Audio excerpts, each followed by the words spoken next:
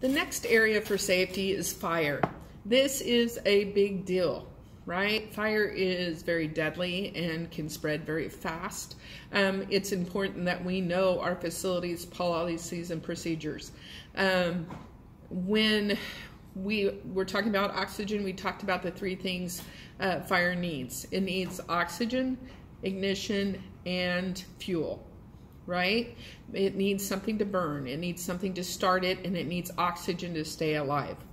Now, we use the acronym RACE: Rescue, Alert or Alarm, Contain or Confine, and Evacuate or Extinguish. These are steps to know what to do in an emergent situation. It's something to memorize so that if you're ever in that situation, you know what to do. Now, I was a little town CNA, you know, our little nursing home, we had a big oak tree outside, and every fire drill, we had to take everybody outside to the big oak tree. Now, most facilities, or all facilities, have to have fire doors. They have to have fire rated doors. Usually they're fire rated for 72 hours, meaning that they can hold fire out for 3 days, right, or 72 hours.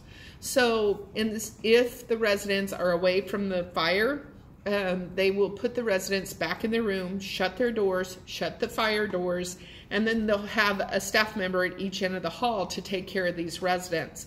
And they don't let the residents out until we have an all clear. Now, usually we don't evacuate a hallway or a neighborhood or a facility unless the fire marshal or the administrator calls for an evacuation.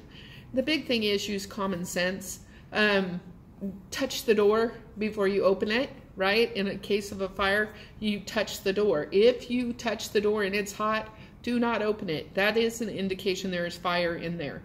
Now, why? Why would you not want to open the door when it's hot and there's fire back there? Oxygen, right? We just talked about fire needs oxygen to survive. If I fill this door and it's going to burn itself out once it takes all the oxygen out of the room, right? But if I open that door, not only am I going to get flashed, watch Backdraft. If you haven't watched that movie, it's something to watch. I'm going to get flashed, and then I've just spread the fire because I have all this oxygen behind me, right? So you need to make sure to not open a door. Now, can a fireman open a door? Yes. That's because usually they'll vent it. They'll have somebody go put crack a window or put a hole through a window or a wall so that it'll draw the fire that way. And then they'll open the door and go in. Now, remember to know the fire exits. Know where you take residents. One thing I do when I stay in a hotel, I always know where the stairs are and where the fire alarm and extinguishers are. Know where your fire extinguishers are at your facility.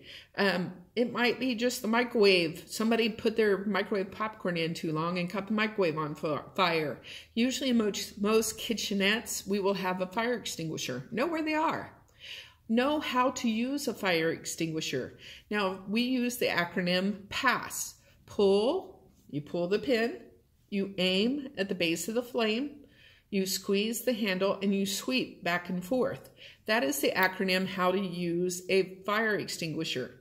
Now, fire extinguishers now are ABC fire extinguishers. Old school, we had a fire extinguisher if it was wood fire, a fire extinguisher if it was an electronics fire, a fire extinguisher if it was a chemical fire. Now, most fire extinguishers are all three. But that's important to know. The other thing important to know is after you use a fire extinguisher, it has to be replaced or refilled, right? So if you do use a fire extinguisher, you need to make sure that you are telling somebody so they can get that refilled. When we're evacuating, we do whatever we can to get people out. We can use sheets and carry people, 1 or 2 person carry lifts, move their wheelchairs and use their beds sometimes. We just want to keep our residents safe. Know the policies and procedures. Now, in your facilities, you'll have a disaster manual. And in that manual has checklists for every type of disasters you can find. Know where that is. Know what the steps are. When you are orientated somewhere, know where those fire extinguishers are. Know what that fire policy is. Know what to do in case of a fire. It's better to know before than trying to find that manual and read it and figure it out during.